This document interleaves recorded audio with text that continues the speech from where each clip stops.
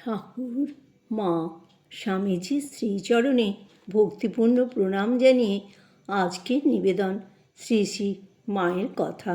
স্বামী অরূপানন্দ, পর্ব 32। জয়রামবাটিতে মধ্যাহ্নে মায়ের ঘরের বারান্দায় আমি ও মুকুন্দ খাইতে বসিয়াছি। মা বড় মামার বারান্দার পূর্ব পাশে বসিয়া আছেন। এমন সময় নলিনী ভিজা কাপড়ে আসিয়া বলিল, কাকে তাহার কাপড়ে প্রস্রাব করিয়াছে বলিয়া সে আবার স্নান করিয়া আসিয়াছে। মা বলিলেন, বুড়ে হতে চললুম, কাকে প্রস্রাব করে কখনো শুনিনি। বহু পাপ মহাপাপ না হলে কি মন অশুদ্ধ হয়? কৃষ্ণবোসের বোনের অমনি সূচিবাই ছিল, টিকিটা ডুবলো কি? গঙ্গায় নাইতে গিয়ে ডুব দিচ্ছে আর লোকেদের জিজ্ঞাসা করছে।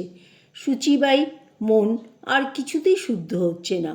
অশুদ্ধ মন অনায়াসে যায় না, আর সূচিবাই যত বাড়াবে তত বাড়বে, সবই যত বাড়াবে তত বাড়বে। আমি বললাম, মহাপুরুষকে দেখেছি ভজা প্রভৃতি কুকুরগুলোকে ঘেঁটে তারপর হয়তো ঠাকুর পূজা করতে গেলেন। যাবার সময় কেউ হাতে জল ঢেলে দিলে আচমনের মতো একটু হাত ধুলেন মাত্র। মা বললেন, তাদের কথা স্বতন্ত্র, তাদের মন কত শুদ্ধ, সাধুর মন। গঙ্গা তীরে যারা বাস করে তারা সব দেবতা। দেবতা না হলে কি গঙ্গা তীরে বাস হয়? আর গঙ্গা স্নানে রোজের পাপ রোজ ক্ষয় হয়। নলিনী বললেও, গোলাপ দিদি একদিন উদ্বোধনে পায়খানা সাফ করে এসে আবার কাপড় ছেড়েই ঠাকুরের ফল ছাড়াতে গেল। আমি বললুম, ও কি গোলাপ দিদি?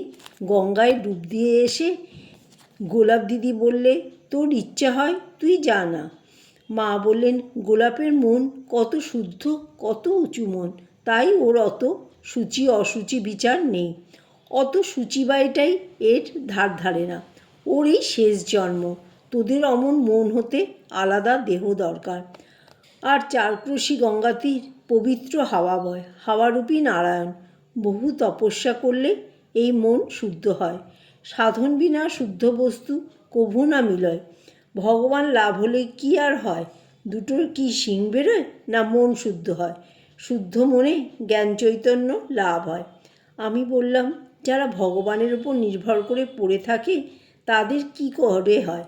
মা বললেন, ভগবানের উপর নির্ভর করে বিশ্বাস করে যে পড়ে থাকে এইটি তাদের সাধন। আহা, নরেন বলেছিল, লাখ জন্ম হলেই বা, তাতে ভয় কি?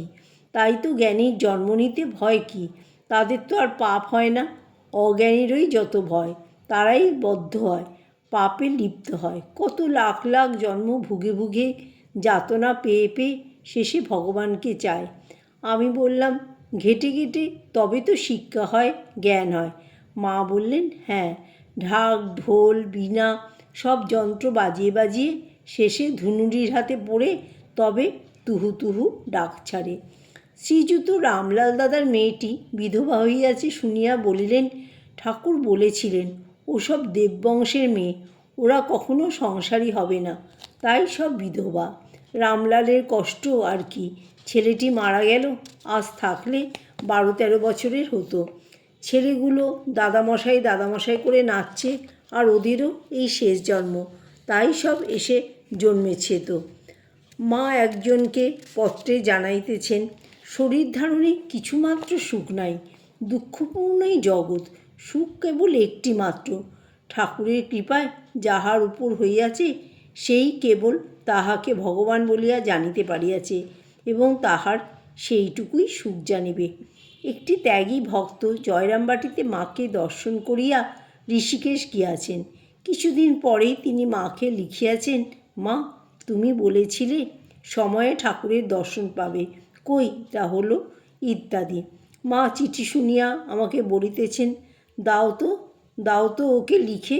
তুমি ঋষিকেশ গিয়েছ বলে ঠাকুর তোমার জন্য সেখানে এগিয়ে থাকেননি, সাধু হয়েছে, ভগবানকে ডাকবে না তো কী করবে? তিনি যখন ইচ্ছা দেখা দেবেন। একদিন উদ্বোধনে একটি ছেলে মায়ের কৃপালাভের জন্য 2-1 বার আসিয়াছিল। ছেলেটি গরিব, অনেক কষ্টে আসিয়াছিল, কিন্তু তাহা দুর্ভাগ্যবশত মায়ের শরীর অসুস্থ থাকায় কৃপালাভ করিতে পারে নাই।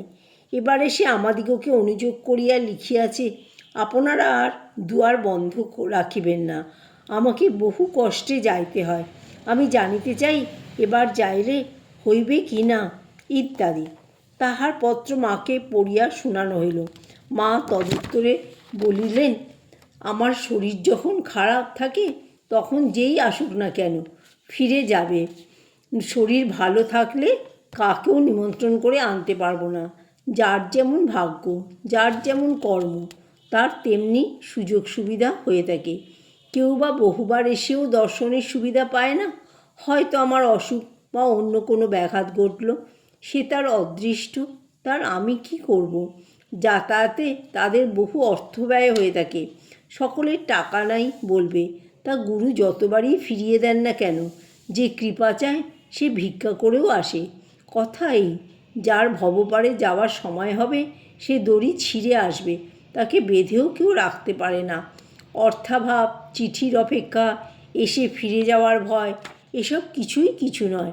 পরিশেষে বলিলেন, আজকাল শরীর একটু ভালো আছে, এখন আসতে পারে, লিখে দাও। একটি স্ত্রীলোক লিখিয়াছেন, মা, আমার অল্প বয়স, শ্বশুর শাশুড়ি আসতে দিচ্ছেন না, তাদের অমতে কি করে আসি, আপনার কৃপালাভ ইচ্ছা, ইত্যাদি। মা তাহাকে লিখিতে বলিলেন, মা, তোমার এখানে আসিবার আবশ্যকতা নাই। যে ভগবান বিশ্বব্রহ্মাণ্ড জুড়িয়া রহিয়াছেন, তুমি তাহাকেই ডাকো, তিনি তোমাকে কৃপা করিবেন।